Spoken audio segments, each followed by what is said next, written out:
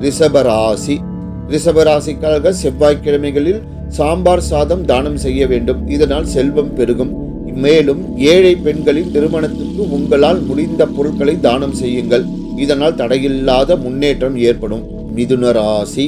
மிதுன ராசிக்காரர்கள் தவறாமல் பித்ரு வழிபாடு செய்ய வேண்டும். புதன்கிழமைகளில் பெருமாளை தரிசனம் செய்து வெண்பொங்கலை உங்களால் முடிந்த அளவுக்கு தானம் செய்யுங்கள். எல்லாவித செல்வமும் தேடி வரும். மேலும் ஏழை மாணவர்களுக்கு படிப்புக்கு பண தானம் கொடுப்பது நல்லது.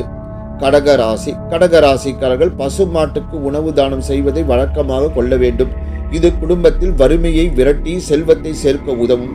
மேலும் ஏழை நோயாளிகளுக்கு மருந்து வாங்கி தானம் கொடுத்தால் உங்களுக்கு நிம்மதியான வாழ்வு கிடைக்கும்.